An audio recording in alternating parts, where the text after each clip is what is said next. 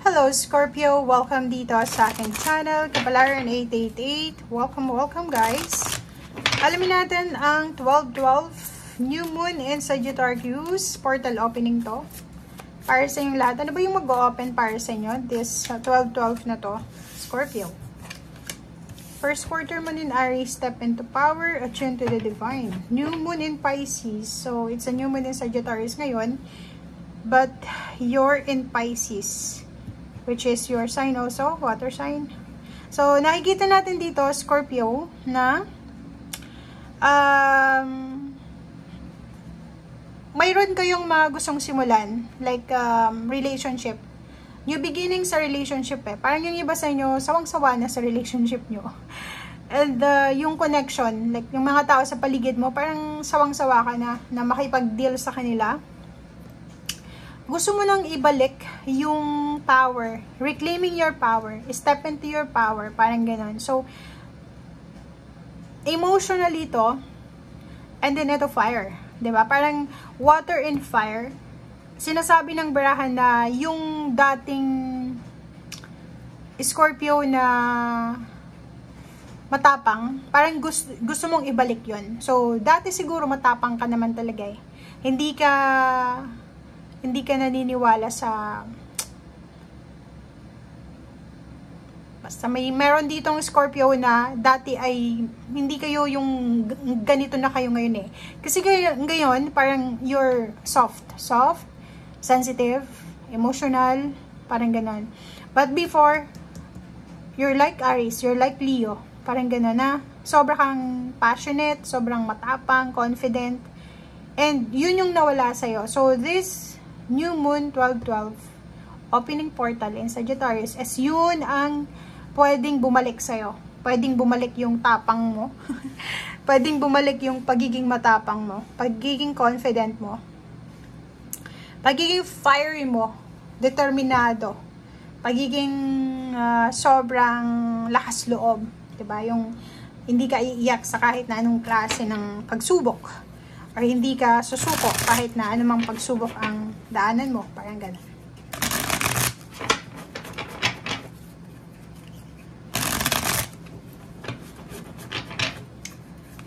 Okay, Scorpio.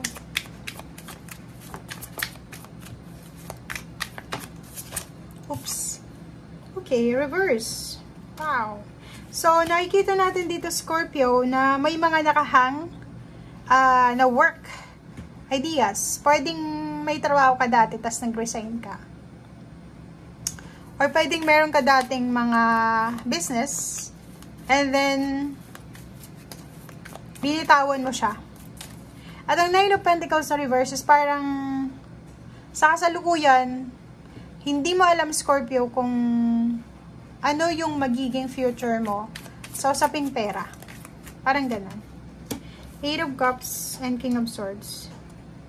So, kung makikita mo dito, itong dalawang barahang to, sinasabi sa'yo na yung problema natin sa pera, siguro yung position mo ngayon sa usaping pera, yung King of Pentacles, medyo tagilid siya, medyo hindi mo alam kung saan ka dadalhin ng iyong tadhana. Parang ang sinasabi ng barahan na hindi mo alam, Scorpio, kung saan ka papunta. Etong tinatahak mong journey, hindi mo alam kung saan ka papunta. Hindi mo alam kung saan ka dadalhin niya. And, dalawa yung pwedeng options mo ngayon. So, bibigyan ka ng choices ng ating 12-12, diba? New Moon opening portal in Sagittarius. So, yun nga, kailangan mong maging courageous. Kailangan mong maging confident. Kailangan mong maging determinado. But you have two options dito. It's either mag-focus ka sa solusyon. It's either mag-focus ka sa kung ano yung magagawa mo. Or, it's either i-give up mo kung ano yung pangarap mo. Or, umalis ka na lang. Parang i-abandon na mo yung situation. So, yan ang pwede mong magawa. Yan ang pwede natin na choice. Dalawa. So, if ever man na meron kang kailangan pagdesisyonan sa pera, like may nag-offer sa'yo ng trabaho, nasa long distance siya, and then iniisip mo na pwede akong pumunta doon, pwedeng bigyan ko ng focus yun, pwedeng yun na yung solusyon sa problema ko sa pera.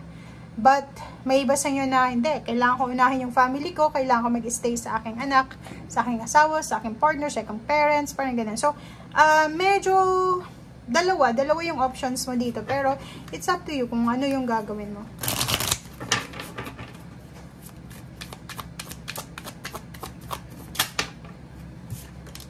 Okay, Knight of Pentacles.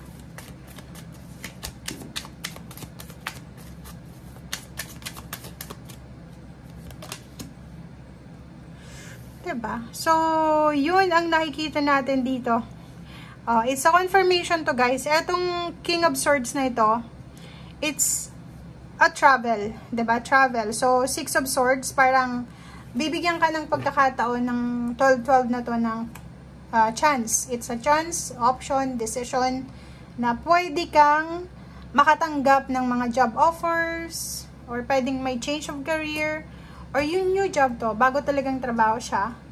Travel. Kailangan mag-travel guys. Kailangan mong, siguro kung nasaan ka man sa ngayon, yung lugar na kung nasaan ka is stagnant siya para sa'yo. Diba? Parang stagnation yung lugar na yon. Stagnation yung situation mo. Stuck up. Diba? Restricted. Kahit anong gawin mo, siguro nasa probinsya ka, mailap yung swerte. Mailap yung trabaho. Pero, etong lugar na pwede kang makakuha ng new beginning sa pera, pwede kang makakuha ng trabaho, is nasa city siya. So, decision making ang kailangan mong gawin. It's either you go, or you stay, or ikaw ang masusunod dito.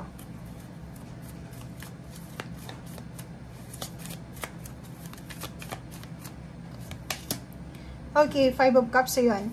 So, but ang sinasabi ng baraso dito na mag-iingat ka, kasi pwedeng ang maging result nito, if ever na hindi ka makapag-desisyon sa ino-offer sa'yo ng universe, regrets, syempre, magsisisi ka diba? Magsisisi ka talaga, kasi hindi mo alam kung ano yung, hindi mo nga alam sa ngayon kung saan ka papunta So, if ever may nag-offer sa'yo, it's a sign, diba? So, it's a blessing, it's a miracle na, ito ay, kailangan mong i-grab the opportunities, diba? So, open yourself sa possibilities, para hindi ka magsisi sa bandang huli.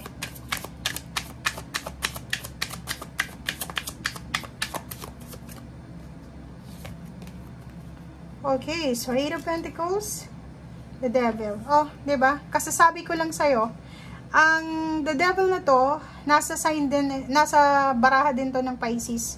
So, mayroon dito, it's either Capricorn siya or any zodiac signs, pero literal Capricorn to. Siguro siya yung temptation sa buhay mo Like, siya yung pinagsasabihan mo ng mga point of view mo, mga decision making mo. And then, sinasabi niya sa'yo, naku, wag kang pumunta, wag mong iwanan yung anak mo, ganito, ganyan. So, mag-iingat ka kasi itong 8 of Pentacles is a job, new beginnings, new source ng income. So, mayroon ditong temptation, may the devil, may mga tao dito sa buhay mo na tinitempt ka na, naku, hindi mo dapat yan gawin, ganito, ganyan. So, make sure na sundin mo kung ano yung gusto mo. Yung nga yung sinasabi sa'yo, first quarter moon in Aries. Step into your power, reclaim your power. Hindi ka dapat yung sumusunod sa ibang tao. Mag-decision ka according sa kagustuhan mo. And may attune to the divine. So, ibig sabihin, trust God. Kung ano man tong new beginnings na ino-offer sa'yo, talagang para sa'yo yan. It's a destiny para sa'yo. And yun, pray. Diba? Hindi ka naman bibigyan ng blessings or ng choices na sisirain ka. Diba? For once, diba? So, family life, sinasabi ng bara sa'yo na etong gagawin mo na to is for your family. Hindi lang ito para sa sarili mo. Kasi kung para to sa sarili mo, mag-stay ka na lang kung nasaan ka, diba? Kasi, like for example, kahit sabihin natin na parents ka, may anak ka, and din, kung halimbawa na hindi mo iniisip yung anak mo, talagang mag-i-stay ka kung nasan kang stagnant na lugar. Pero kung iniisip yung anak mo, iniisip mo yung pamilya mo, gusto mong magpatayo ng bahay, gusto mong magpakasal, gusto mong bumuo ng isang maayos na tahanan, na home, na sa'yo talaga, syempre, kailangan mo ituloy yung pangarap mo. Diba? So, yun.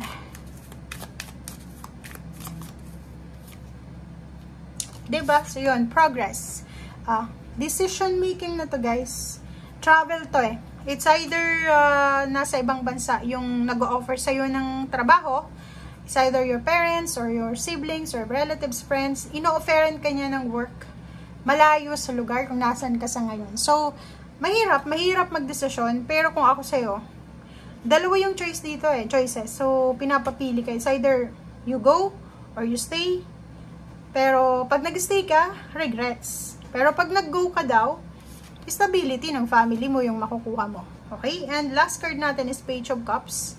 Sinasabi ng baraha sa'yo na kailangan mo ng suporta. So, for example, gusto mong magtrabaho sa ibang bansa, gusto mong magtrabaho sa ibang lugar, tapos yung karelasyon mo, yung parents mo, ayaw kang payagan, hindi sila yung kailangan mo. Kailangan mo is Page of Cups, kailangan mo ng support system. Kasi, okay, hindi ka nila papayagan, pero dapat, tanungin mo sila, kung kaya ka nilang suportahan everyday sa mga needs mo, needs ng family mo, or kung ano pa man itong needs mo. Kung kaya nilang suportahan yung needs mo, why not mag-stay ka? Pero kung hindi naman nila kaya, and then hahayaan lang nila na makitang naghihirap ka and your family, diba? So, move. Diba? Movement, progress. Kailangan mong gumalaw, kailangan mong kumilos. Kumilos ka na. Yun yung ibibigay sa'yo ngayon na new beginnings. Parang bibigyan ka ng pagkakataon na makapamili, makapag-decide according sa kung ano yung kagustuhan mo. Hindi yung kung ano yung kagustuhan ng karelasyon mo, ka-live-in mo, girlfriend mo, boyfriend, parents, hindi. Yung sa'yo mismo. Okay? Thank you guys. Bye!